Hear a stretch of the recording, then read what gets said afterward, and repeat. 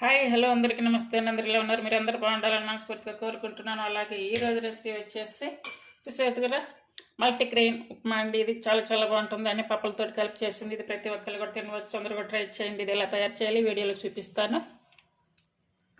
ఇది మల్టీగ్రెయిన్ రవ్వ అండి. ఇందులో రైసు అలాగే పెసరపప్పు, కందిపప్పు, మినప్పప్పు, శనగపప్పు అంటే పచ్చెనగపప్పు అంటారు కదా, అవి అన్నీ కలిపి ఉన్నాయి అన్నమాట. ఇది నేను సూపర్ మార్కెట్లో తీసుకొచ్చాను.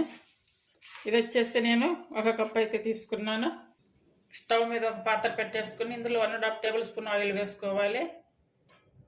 ఇప్పుడు ఆయిల్ వేడయ్యాక 1/2 స్పూన్ ఆవాలు, 1/2 స్పూన్ జీరా, అలాగే 1/2 స్పూన్ పసుపు, కొన్ని జీడిపప్పు పలకలు, అలాగే కట్ చేసుకునండి మిర్చి.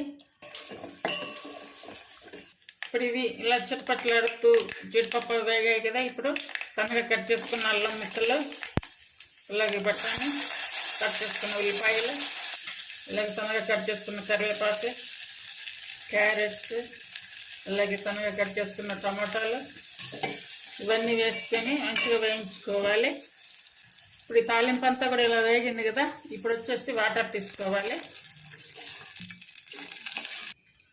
వాటర్ వచ్చేసి నేను 3 గ్లాసెస్ తీసుకున్నా. అంటే రవ్వ కొంచెం నాకు 1 గ్లాస్ మీదకి వచ్చిన ఎక్స్ట్రా ఉంది, అందువల్ల కొంచెం 1 గ్లాస్ ఎక్స్ట్రా అయితే తీసుకున్నాను.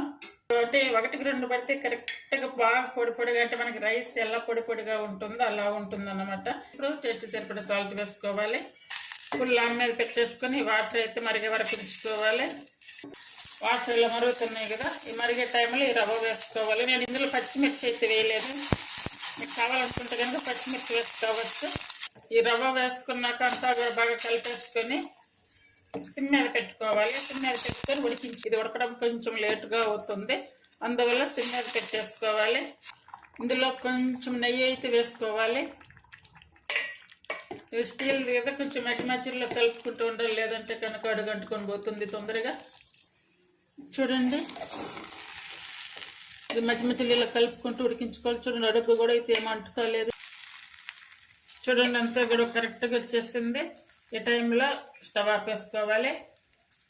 ఈ ఉప్మా అయితే రెడీ అయిపోయింది. ఇది ఒక మార్నింగ్ టిఫిన్కే కాకుండా నైట్ డిన్నర్గా కూడా తినవచ్చు, అలాగే లంచ్ బాక్స్లకు కూడా పంపించి. ఇది చాలా బాగుంటుంది టేస్ట్. పిల్లల దగ్గర నుండి పెద్దవాళ్ళ వరకు అందరు కూడా తినవచ్చు. ఈ రెసిపీ మీకు నచ్చినట్టయితే ప్లీజ్ లైక్ చేసి, షేర్ చేసి, సబ్స్క్రైబ్ చేయండి. ఏ కర్రీలోకైనా బాగుంటుంది, అలాగే ఏ చట్నీలైనా కూడా వేసుకొని తినవచ్చు, చాలా బాగుంటుంది. అందరూ కూడా ట్రై చేయండి. Thank you for watching.